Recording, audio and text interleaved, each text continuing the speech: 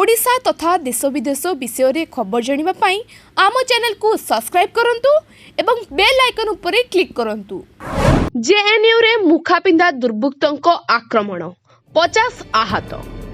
दिल्ली जवाहरलाल नेहरू विश्वविद्यालय रे हंगामा सामना को आसीथिबा वीडियो अनुसार संध्यारे 50 रु अधिक मुखापिंदा दुर्बृत्त जेएनयू कैंपस रे पसी व्यापक भंगारुजा करबा सह छात्र छात्री को मारपीट करछंती।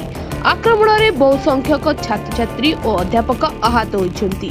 आहत रे रड एवं बाड़ी धरिथिबा एही दुर्बृत्त माने हॉस्टल भितरे पसी छात्र छात्री को प्रबल माड़ मारिछंती। आक्रमण में 28 जन गुरुतर भावे आहत होइछंती। सेमानंकु एम्स रे भर्ती करा जायछि। गुरुतर आहतंक मध्यरे अछंती छात्र संसद सभापति अयस घोष मध्य। परिस्थिति मुकाबला लगी कैंपस भितरे एवं बाहर पुलिस मुतयन होइछि।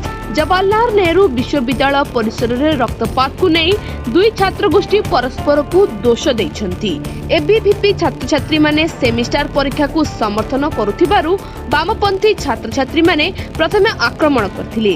परे संध्यारे एबीवीपी छात्र छात्री मानक उपरे मुखाबिंदी दुर्बृत्त माने आक्रमण करी छात्र छात्री को लहुलुहाण करथिले। अखिल भारतीय विद्यार्थी परिषद एवं वामपंथी छात्र गोष्ठी मध्य हताहती को नहीं उभय गोष्ठी परस्पर को प्रथमे आक्रमण करथिबा दोष देइछंती।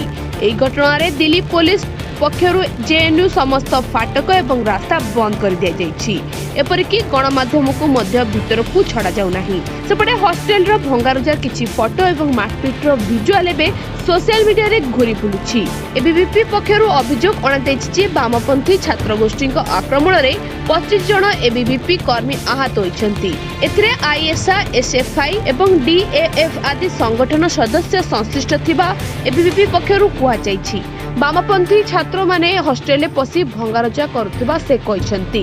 अन्य पक्षरे कांग्रेस युव संगठन पक्षरु कुलपति भूमिका नै प्रश्न उठा जायछि। तेबे मुखापिंदा छात्र माने जेएनयू भितरे पसी आक्रमण कला बेले पुलिस कोन करुथिला से नै प्रश्न उठुछि। Bureau report Konark TV.